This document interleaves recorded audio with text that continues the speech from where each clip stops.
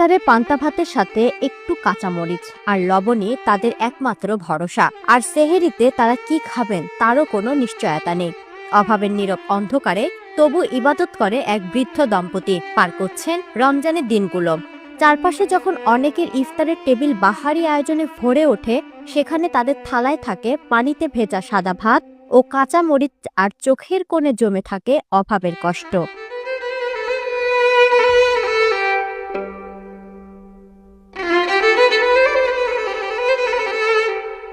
পান্তা বাদ দিয়ে ইস্তার করতেছি, শেষ হইতে যাওয়া কি দেখাম এরকম নাই।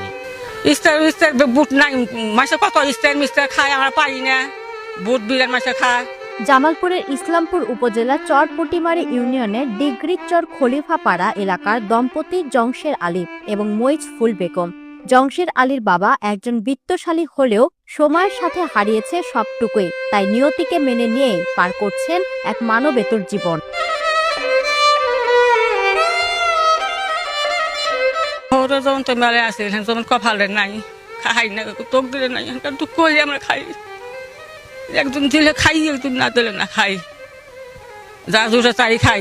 লজ্জার ভয়ে কখনো কারো কাছে হাত পাতেন না জংশের আলী। প্রতিবেশীদের কাছ থেকে চেয়ে আনা সামান্য ভাতের সাথে নুন আর কাঁচামরিচ কচলে খেয়ে তৃপ্তির ঢেকুর তোলেন তারা। একবেলা খাওয়ার ফলে দ্বিতীয় বেলা খাওয়ার হয় না। লজ্জার খাতিরে মাসের কাছে ভিক্ষাও করে না, আসলে খুব কষ্টে দিন যাপন করতেছে।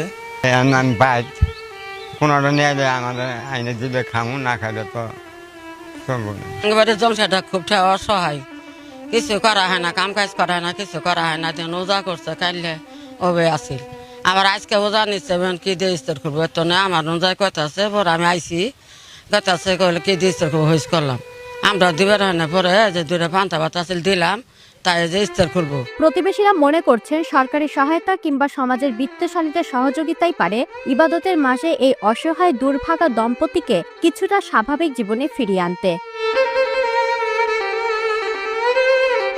তবে বর্তমান সরকার যদি তাদের একটু লক্ষ্য করে, তার জীবনটা সচলভাবে চলবে, এই আমি খুব প্রত্যাশা করেছি।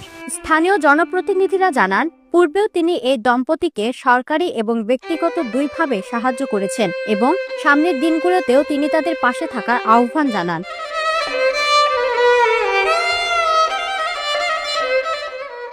ওদের অবস্থা দেখলে আসলে আমার মনে করেন যে